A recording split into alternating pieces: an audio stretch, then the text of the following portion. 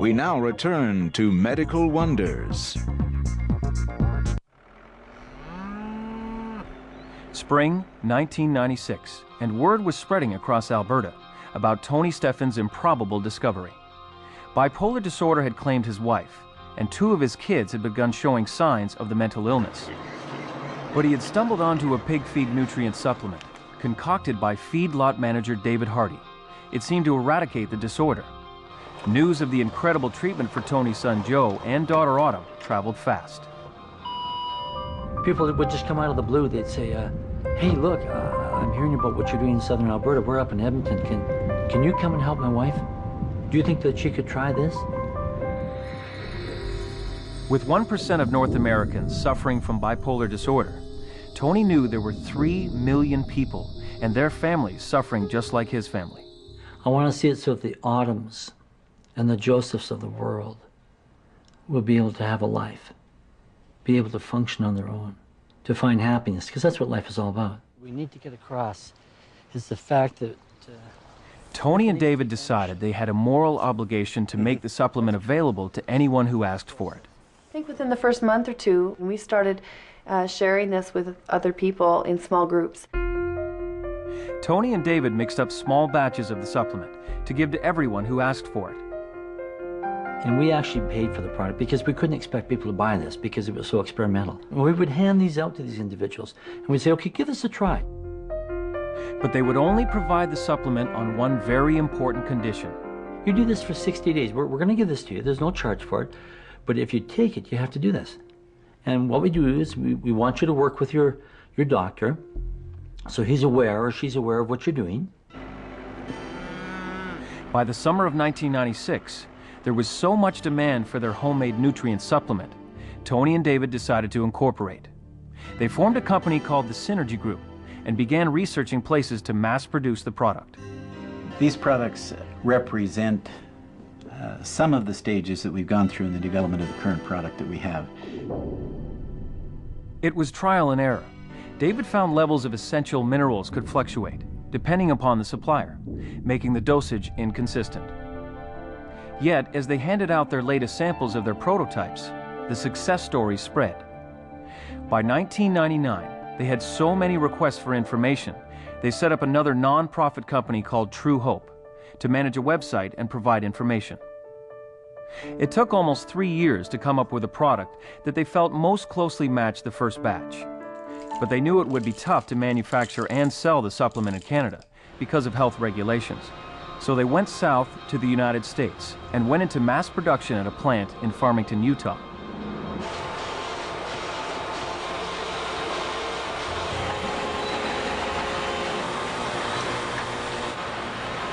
They named their product Essential Minerals Power Plus, or EM Power, and began selling it by mail order.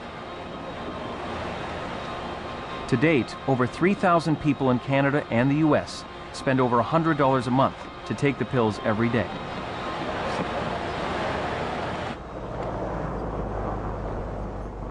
Today, requests for EM Power Plus are channeled through 4 call centers like this one in a 2-story industrial park in Lethbridge, Alberta. Truehope Support Center, how may I direct your call? The call centers are staffed by people who now take EM Power. Now, I'm a bipolar 1 rapid cycler. The only thing I take is a supplement. I have a brand new life. The loading dose is 32 pills a day. You take them 4 times a day, and you wouldn't want to take them on an empty stomach. We do encourage that your doctor get involved. If you can talk to him, we'll send out information or even talk to him if he's willing. We'll talk to you in a month. Bye-bye. What qualifies them to give advice to people about any nutritional product for psychiatric problems? Not everyone has leapt on the EM Power bandwagon. I pay attention to the kind of things that are hyped on the internet and on television. This has to be some kind of dubious product. Dr. Terry Polivoy is a dermatologist in Waterloo, Ontario. Polivoy runs a website called Canadian Quackery Watch. If the phone's being answered by lay people who may be psychiatric patients themselves, they could be manic depressive, they could be delusional, they could be schizophrenic, they can have all sorts of conditions. My fear is basically, and we've had reports from some patients, if they stop their present medication, they're going to have a relapse and end up getting very sick and ending up in hospital, and potentially we could even see a suicide attempt or something like that. And other doctors share Polovoy's fears. Even Autumn's former doctor, Klaus Gendemann, is skeptical about her recovery. This may well be just a spontaneous remission. There are people who've had manic depression at some point in their lives, and it does not continue for all of their life. So I don't know. 6 years is a long time to be in remission for someone that was as severe as what she was with her I'd like to psychotic. know where he gets the information that bipolar goes into remission. I wonder how many times he's seen that in his career. While specialists might not call it remission, they do concede a 6-year lapse in symptoms is unusual.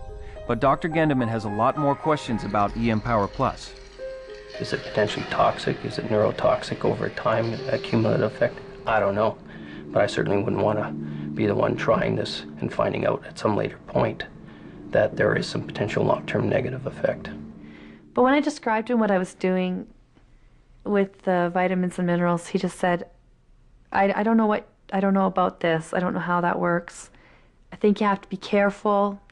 If you're taking megadoses, it can hurt your liver. And I just said, well, so Haldol, Rivotril, Ativan, Epival, Cogentin, that's not going to hurt my liver? And just as prescription drugs don't work for some bipolar patients, eMpower Plus sometimes doesn't work either. Laura Foster is a patient of Dr. Gendemann's. He agreed to supervise Laura as she tried eMpower Plus just before a big family wedding. I was getting really excited about having people here, and then I just got really wound up and I couldn't sleep, and I started going for a few days without sleep, and I know that that is a sign that I could be going up, could be going manic. For Laura, the supplement had little benefit, and the side effects were severe. About 4% of people on eMpower have to quit due to nausea and intestinal upset. By the end of 6 months, I was still having problems with the nausea and just not feeling good, and I felt my spirits, my overall mood just really went down. The harm that they're doing is they're promising people something they can't deliver. Do they have insurance if some of these patients get sick? I mean, do they make people sign waivers? Who is supervising this? If you're going to say, well, you don't have this proof that it works and you don't have that proof, well, give us an opportunity to show then with the research. Just let the research go forward and we'll all see. That seems to be the fair way to do it, and that's something that I can understand. Wanting to shut it down prematurely, to me, indicates that you have an agenda. Yeah. And that's how we feel about Terry Polovoy. I think most of the critics of the supplement have never been sick. I mean, people are desperate. And if you've never been there, you don't know how good it feels to be well. And so say what you want. I'm well, and I know plenty of people that are, and that's a wonderful thing. It doesn't really matter what other people think. Everyone agrees on one thing. eMpower Plus needs to be validated by science. We knew that the world wasn't ready to take this from the hog feed salesman and the engineer. We knew we had to go beyond that and legitimize this with real research. So Tony Stephan and David Hardy set out to turn the skeptics into believers.